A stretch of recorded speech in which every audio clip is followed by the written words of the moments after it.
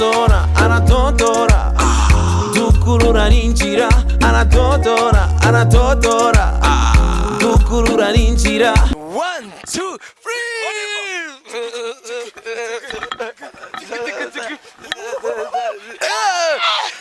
Hi my people, nizera ko muguwe neza, natwe tumeze neza, tuje kuyandi mavuta mashasha muri 7 minutes.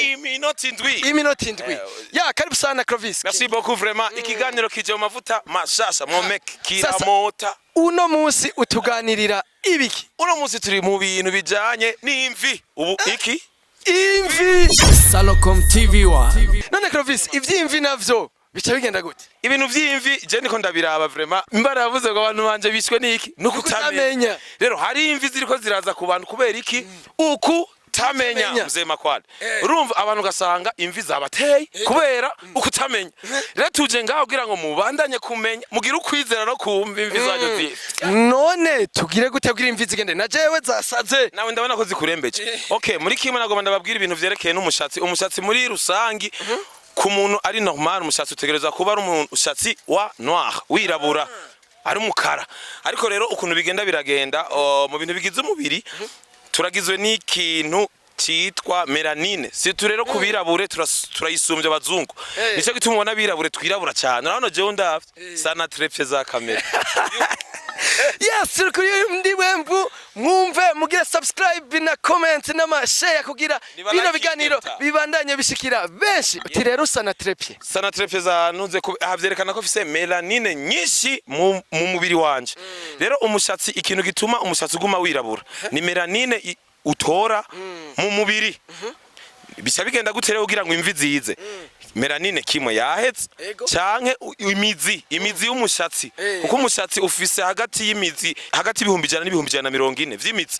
Aho umutwe wawe n'umutwe wa cameraman ngaho haruwe umushatsi hera kujya ajya amasoso yiwe y'imbere. Aho ni hagati y'ibihumbi 100 n'140 vy'imitsi afise imyisi n'igikumbu c'ibiti cyacu ubwatsi. Yes, rero ukuntu bimeze utwo tunuze iyo mizi igira cikagurika, umushatsi urashaka gucikagurika, iyo nko tugiye kwimosha ikazira cikagurika, birashaka gutuma imishatsi itangura kuzireragurika canke ikaziragabanuka. Mugabo ikintu gituma imvi rero ziza nyakuza ni gihe melanine mu mubiri yabaye nkeya yagabanutse bitewe no kubura ama vitamine E canke vitamine D12. Ivyo ni bintu bituma hashobora kuba umushatsi ukera. Ivyo biva kuki? Birashaka gutegwa ama stress. Hari utuntu twitwa melanocyte nitwo duhingura melanine mu mutwe. Urumva mu rukoba ko melanine ijyamye mu rukoba.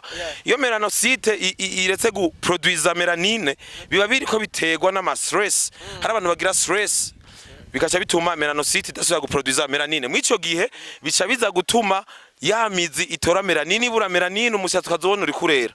Kandi birabe ubu abantu abajene marié uraheruka umujene agize mariage ku myaka 27 26 inyuma ya deza imvi. Ivyo ushobora gusanga ni stress cyane ya manque ya vitamine ya vitamine D, ya vitamine E, ya vitamine B12 ukacusanga uyibuze.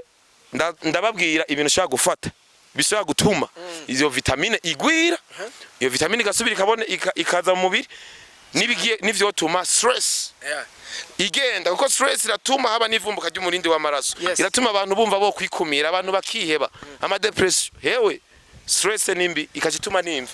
Turi muri 7 minutes. None Clovis, hari izindi facteurs mwatubwiye stress, hari izindi facteurs zituma ya melanine igabanuka canke ya melanocyte idaproduce ya melanine.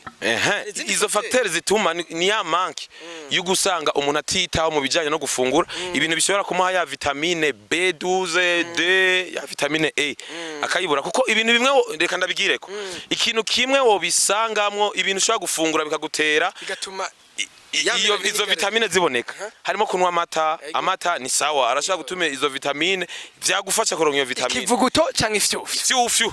Ikivuguto haje n'amatafuye meke ugafungura ibi bikoko biva mu mazi, ifi, imikeke, ingona.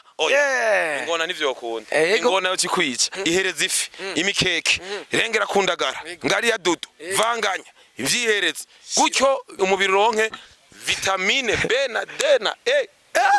Urumva ukacukorokera ku kintu kigwanya stress. Sengera umugore wawe ntuzore umugore agutera stress. Sengera umugabo wawe ntuzore umugabo agutera stress.